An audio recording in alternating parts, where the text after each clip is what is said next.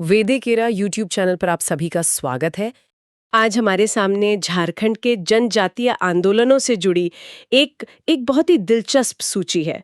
ये कोई मामूली लिस्ट नहीं है।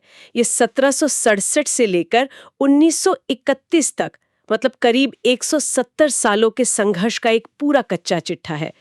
इसमें विद्रोहों के नाम हैं, तारीखें हैं, नेता हैं और उन्हें दबाने वाले अंग्रेज अधिकारियों के नाम भी। और जब हम इस तरह की सूची को देखते हैं ना, तो पहली नजर में सिर्फ तथ्य लग सकते हैं। लेकिन आज हमारी कोशिश इन तथ्यों के पीछे छिपे पैटर्न को समझने की है। हम ये जानने की कोशिश करेंगे कि ये छोटी छोटी चिंगारियां कैसे बड़े आंदोलनों में तब्दील हुई, और इस 170 साल लंबे संघर्ष की कहानी ने उस क्षेत्र की पहचान को कैसे गढ़ा। बिल्कुल। तो चलिए इस कहानी को शुरू से शुरू करते हैं। सूची का पहला नाम है ढाल विद्रोह 1767।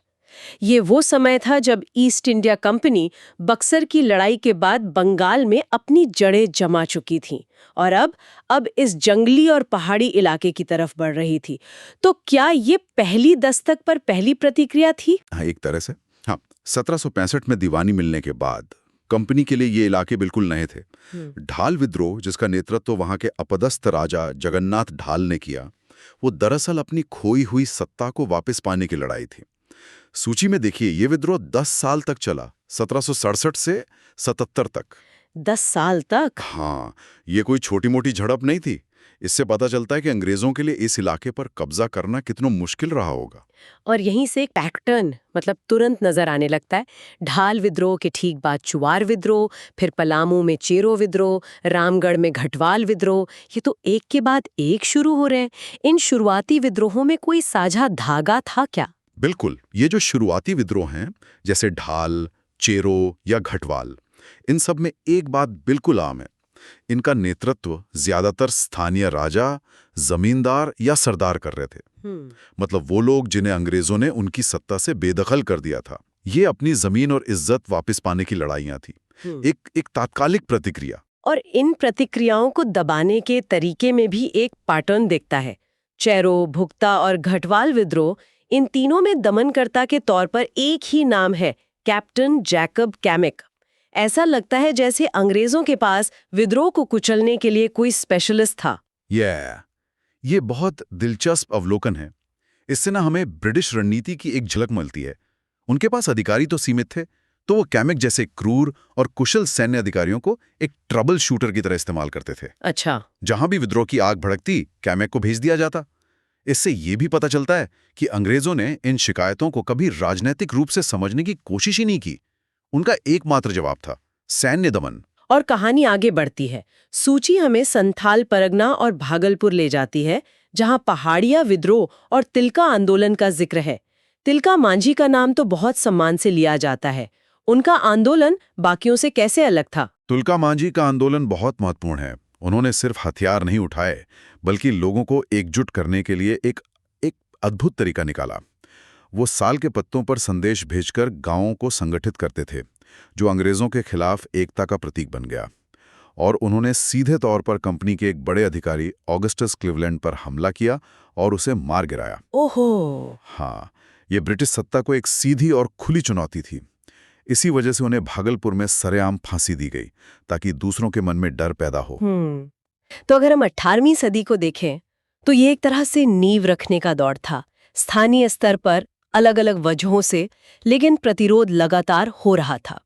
लेकिन जब हम 19वीं सदी में आते हैं, तो सूची को देखकर लगता है कि लड़ाई का स्वरूप और दुश्मन की समझ दोनों बदल गए। आपने बिल्कुल सही पकड़ा। 19वीं सदी में विद्रोहों का पैमाना, उनका संगठन और उनकी विचारधारा तीनों ज्यादा गहरे और व्यापक हो जाते हैं।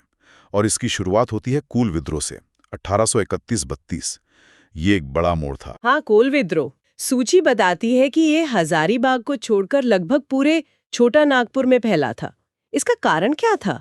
अब लड़ाई सिर्फ अपदस्थ राजाओं की नहीं रह गई थी। नहीं, अब लड़ाई आम आदमी की लड़ाई बन चुकी थी। इस दौर में दिकुओं यानी बाहरी लोगों का हस्तक्षेप बहुत बढ़ गया था, जैसे सूदखोर, महाजन, जमींदार, ठेकेदार। ये लोग कंपनी के कानूनों की आड़ में आदिवासियों की जमीनें हड़प रहे थे और उनकी जो पारंपरिक व्यवस्था थी उसे तोड़ रहे थे। कोल विद्रोह इसी शोषण के खिलाफ एक सामूहिक विस्फोट था, जिसका नेतृत्व सिंगराई मानकी और सुरगा मुंडा जैसे आम लोगों ने किया। इसका असर भी बहुत गहरा पड़ा होगा। सूची कहती है कि इसे दबाने के लिए कैप्टन विल्किंसन को भेजा गया था। हाँ, और इस विद्रोह ने अंग्रेजों को इतना हिला दिया कि उन्हें अपनी प्रशासनिक नीति बदलनी पड़ी। उन्होंने इस क्षेत्र के लिए साउथ वेस्ट फ्रंटियर एजेंसी नाम से एक अलग प्रशासनिक इकाई बनाई और कुछ ऐसे नियम बनाए ताकि बाहरी हस्तक्षेप कम हो सके। ये आदिवासियों के संघर्ष की एक बहुत बड़ी जीत थी। उन्होंने अंग्रेजों को अपनी व्यवस्था बदलने पर मजबूर कर दिया था। और ये आग बुझी नहीं। कोल विद्रोह के ठीक बाद भूमिज विद्रोह का जिक्र है, जिसे गंगा नारायण का हंगामा भी कहा जाता है। यानी पूरा इलाका उबल रहा था। बिल्कुल, और इस उबलते हुए माहौल से ही वो चिंगारी निकली जिसने सबसे बड़ी आग लगाई। हम बात कर रहे हैं सूची के सबसे महत्वपूर्ण आंदोलनों में से एक की, जिसके आगे एक सितारा भी लगा है। संथाल विद्रोह 1855-57। सिद्धू कान्हू का संथाल हूल, ये नाम तो जैसे विद्रोह का पर्याय बन गए हैं। ये बात मुझे हमेशा चौंकाती है कि 1857 के सिपाही विद्रोह से ठीक पहले झारखंड की धरती पर इतना बड़ा संग्राम चल रहा था। इसका पैमाना क्या था? इसका पैमाना बहुत बहुत बड़ा था। ये सिर्फ महाजनों और जमींदारों के खिलाफ गुस्सा नहीं था। सिद्धू और कान्हू ने ईश्वरीय आदेश का हवाला देते हुए अबुआ राज यानी अपना राज स्थापित करने का ऐलान कर दिया था। अपना राज? हाँ, ये ब्रिटिश ईस्ट इंडिया कंपनी के शासन को पूरी तरह से खारिज करना था। उन्होंने डाक, रेल और संचार की सारी लाइनें काट दी। ये एक संगठित और योजनाबद्ध स्वतंत्रता संग्राम था। और इसे दबाने के लिए अंग्रेजों को सेना बुलानी पड़ी। कैप्टन अलेक्जेंडर का नाम है सूची में। हजारों संथाल इस विद्रोह में मारे गए। ये बहुत ही क्रूर दमन था, लेकिन इस बलिदान का असर इतना गहरा था कि अंग्रेजों को संथाल परगना नाम से एक अलग जिला बनाना पड़ा और वहां संथाल परगना काश्तकारी अधिनियम जैसा विशेष कानून लागू करना पड़ा ताकि उनकी जमीनों की रक्षा हो सके। आज भी ये कानून वहां लागू हैं। संथाल हूल की विरासत आज भी जीवित है। संथाल हूल के बाद भी सूची खत्म नहीं होती। सरदारी आंदोलन, साफा फोड़ आंदोलन और फिर एक और बड़ा नाम खरवार आंदोलन 1874, जिसके नेता भागीरथ मांझी थे। खरवार आंदोलन की खासियत ये थी कि इसमें राजनीतिक चेतना के साथ साथ सामाजिक सुधार का भी तत्व था। भागीरथ मांझी ने खुद को बोनसी गांव का राजा घोषित किया और लोगों से कहा कि वे सिर्फ उन्हें ही लगान दे, अंग्रेजों को नहीं। अच्छा। यह ब्रिटिश सत्ता को एक सीधी आर्थिक चुनौती थी।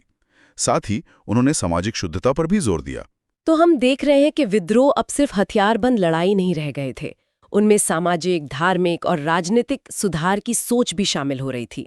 और इसी विकास की पराकाष्ठा हमें सदी के अंत में दिखती है। बिरसा उलगुलान 1895-1900। उलगुलान यानी महान हलचल, और ये सचमुच एक महान हलचल थी। 25 साल का एक युवान बिरसा मुंडा, जिसे लोग धरती आबा यानी धरती का पिता मानने लगे थे, एक पूरे साम्राज्य को चुनौती दे रहा था। उनका आंदोलन सिर्फ राजनीतिक आजादी के लिए नहीं था। वो किस तरह की आजादी की बात कर रहे थे? बिरसा मुंडा 3 तरह के शोषण से मुक्ति चाहते थे। पहला, अंग्रेजों के राजनीतिक शासन से। दूसरा, बाहरी जमींदारों और महाजनों के आर्थिक शोषण से। और तीसरा वो अपने समाज के अंदर मौजूद अंधविश्वासों और कुरीतियों से भी आजादी चाहते थे। उन्होंने बिरसाइत नाम से एक नया धर्म चलाया जो एकेश्वरवाद और आचरण की शुद्धता पर जोर देता था। उनका सपना एक आदर्श समाज बनाने का था। कल्पना कीजिए उस युवक के आत्मविश्वास की, जो कह रहा था, अबुआ राज एते जाना, महारानी राज टुंडू जाना, हमारा राज आने दो, महारानी का राज खत्म हो जाएगा। भले ही 1900 में उनकी शहादत के साथ ये आंदोलन थम गया, लेकिन इसका असर अमर हो गया। सूची में नहीं लिखा है, पर हम जानते हैं कि इसी आंदोलन के दबाव में 1908 का छोटा नागपुर का काश्तकारी अधिनियम CNT एक्ट बना, जो आज भी झारखंड में आदिवासी जमीनों का रक्षा कवच माना जाता है। बिल्कुल। अब हम 20वीं सदी में आते हैं और यहाँ आंदोलन का चरित्र एक बार फिर बदलता है। सूची में अगला नाम है टाना भगत आंदोलन 1913-14, जिसके नेता जतरा भगत थे। ये सुनकर मैं हैरान हूँ। हम हमेशा गांधी जी को राष्ट्रीय आंदोलन और अहिंसा से जोड़ते हैं, लेकिन यहाँ 1914 में छोटा नागपुर के एक सुदूर इलाके में जतरा भगत और उनके अनुयायी बिना किसी सीधे संपर्क के उन्हीं सिद्धांतों को अपना रहे थे। ये कैसे संभव हुआ? ये बहुत ही अनोखी और फैसिनेटिंग बात है। टाना भगत आंदोलन एक धार्मिक सुधार आंदोलन के रूप में शुरू हुआ, लेकिन जल्द ही ये ब्रिटिश राज के खिलाफ एक राजनीतिक प्रतिरोध बन गया। उन्होंने लगान देने से मना कर दिया, जिसे उन्होंने सत्याग्रह का रूप दिया। उन्होंने बेगारी करने से इनकार कर दिया, जो असहयोग था। ये दिखाता है कि राजनीतिक चेतना की जड़ें कितनी गहरी थीं और कैसे अलग अलग जगहों पर लोग एक जैसे समाधान खोज रहे थे। बाद में तो टाना भगत कांग्रेस के आंदोलनों में भी शामिल हुए। ये जनजातीय प्रतिरोध के विकास का एक अद्भुत उदाहरण है और सूची का अंत होता है 1931 के हरि बाबा आंदोलन से, जो सिंहभूम में हुआ। हाँ, हरि बाबा आंदोलन भी सामाजिक धार्मिक सुधार और गांधीवादी विचारों का एक मिश्रण था। ये भी समाज को एकजुट करने और बाहरी शोषण से मुक्त कराने का एक प्रयास था। तो इस पूरी यात्रा को 1767 से 1931 तक देखने के बाद अब हम उन पैटर्न्स को ज्यादा स्पष्ट रूप से देख सकते हैं। ये सिर्फ अलग-अलग घटनाएं नहीं थीं, बल्कि एक ही कहानी के अलग-अलग अध्याय थे। बिल्कुल। अब अगर हम पूरी तस्वीर को देखें तो कुछ बातें शीशे की तरह साफ हैं। पहली, ये निरंतर संघर्ष की एक गाथा है। 170 साल तक ये आग कभी पूरी तरह बुझी नहीं। एक चिंगारी दबती थी तो दूसरी जगह से लपटें उठने लगती थीं। दूसरा, इसका व्यापक फैलाव। ये आंदोलन पूरे झारखंड क्षेत्र में फैले थे, जो बताता है कि समस्या किसी एक इलाके की नहीं, बल्कि पूरे समाज की थी। तीसरा बिंदु जो मुझे बहुत अहम लगता है, वो है जमीन से जुड़ा नेतृत्व। जगन्नाथ ढाल से लेकर तिलका मांझी, सिद्धू कानू से लेकर बिरसा मुंडा और जतरा भगत तक, हर नेता उसी समाज से निकला जिसने लोगों के दर्द को महसूस किया और उसे आवाज दी। और चौथा और आखिरी बिंदु है संघर्ष का विकास। हमने देखा कि कैसे ये आंदोलन शुरुआती दौर की सत्ता वापस पाने की लड़ाइयों से विकसित होकर 19वीं सदी में बड़े संगठित विद्रोह बने। और 20वीं सदी तक आते आते उन्होंने राष्ट्रीय आंदोलन के अहिंसक तरीकों को भी अपना लिया। ये सिर्फ प्रतिरोध नहीं था, ये एक समाज की राजनीतिक चेतना का विकास भी था। तो ये सूची सिर्फ तारीखों और नामों का एक संग्रह नहीं है। ये अपनी जमीन, जंगल और अस्मिता के लिए झारखंड के लोगों के एक लंबे, गौरवशाली और अथक संघर्ष का दस्तावेज है।